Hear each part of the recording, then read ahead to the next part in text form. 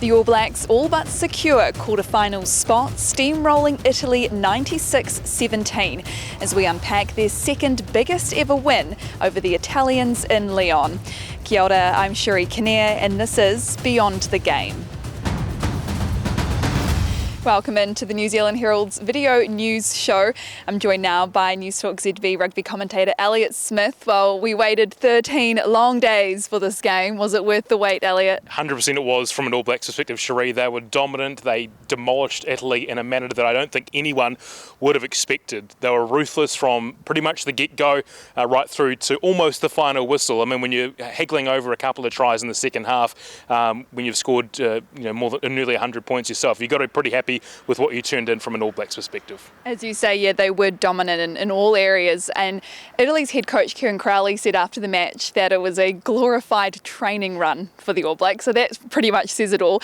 But did the All Blacks, for you, improve enough in all the areas that they needed to? 100%. Now, Italy were poor, but at the same time, the All Blacks didn't allow them to get into the contest. They, as I said, were ruthless from the opening minute, and the All Blacks just absolutely tore their set piece apart. They lost 5 scrums on their own feed. They lost a number of line-outs, so the All Blacks just demolished the areas that they really needed to. They were quick at the breakdown. We'd been warned that the Italians had really good ruck speed. We didn't see any of that because they were simply starved of ball for, especially the first half. They only had 30% possession. The All Blacks had 70. So they didn't allow Italy to get in the contest. They were ruthless, and this is exactly what we wanted to see from the All Blacks. There have been a lot of questions around them after that Italy game and whether they were still with the top 3 nations in the world. It was, as I say, a ruthless performance. It was against Italy, but from what we saw tonight, there'll be some confidence, I think, quietly in that All Blacks camp. Big night for the team, but also a big night for Sam Whitelock. Tonight he became the most capped All Black of all time, and we spoke to him as well as Mark Talea after the game. Yeah, the performance was great. I think the best thing about it is we were pretty consistent over the 80 minutes. Like a game like that can drop away at times, but I thought the guys that got out there later in the game actually added a lot to it. They brought a lot more energy, and it's always nice to see someone like Dane Coles score a couple of tries, and bring that energy, and that's what we needed from the guys that came off the bench. I felt like we got to respect the Italians. They're real passionate side, and they're proud nation, and I felt like those times in the game where it could have went their way, but I felt like we did real good at taking away their strengths. We tested them in areas I feel like other countries haven't tested them, so I felt like we did real good in that area. So I felt like we did real well just to nullify them and get our ball into our hands and start playing footy like we usually play. So yeah.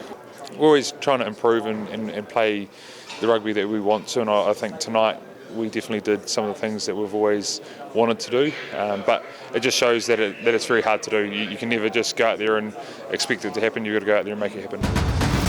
Well, on the other hand, it wasn't such a great night for Italy, and so much was said of this side this week. Many believed that if Italy were ever to beat the All Blacks, this would be the team to do so. Elliot, what went so wrong for them? Well, yeah, exactly. Nothing went right, to be honest, Cherie. They couldn't quite get, as I said, the set piece working, and when you can't get that working, you're on the back foot throughout. But the All Blacks just suffocated them. They didn't allow them the quick ball they wanted. They didn't allow them clean scrum ball, clean line-out ball. Everywhere the Italians looked tonight, there was an All Black pinching the ball. There was an All Black rumbling through them at scrum time. There was an All Black pushing through them at the set piece, and even when the Italians had those rare chances on attack, more often than not they were swallowed up by the All Blacks defence. They scored a couple of tries, but they were merely consolation, if you can really call it that, when you've been pummeled to the tune they were tonight. Really disappointing from Italy. We've got to give the All Blacks plenty of credit, but this is actually not a bad Italian team that was put out tonight, and I think you've got to give the All Blacks plenty of credit for the way they're able to tear the Italians apart. Now, I know we don't want to get too far ahead of ourselves, but especially after tonight's game, that match up against Ireland in the quarterfinals is looking more and more likely.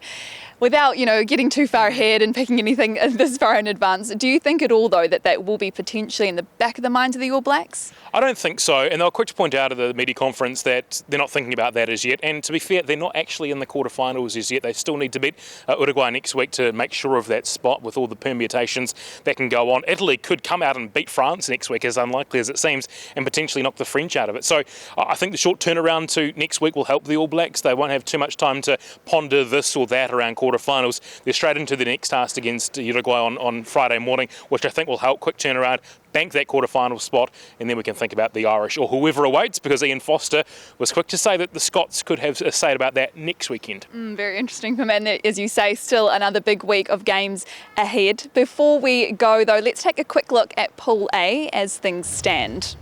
The All Blacks now sit second on the table, picking up a bonus point to total 10 behind France on 13. It's a quick turnaround with New Zealand's next game under a week away against Uruguay to round off the pool play.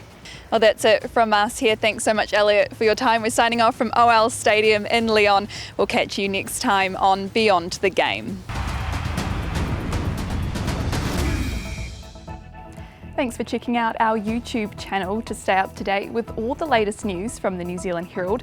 Click the subscribe button below or check out one of the videos here, and head over to nzherald.co.nz for more details on these stories and more.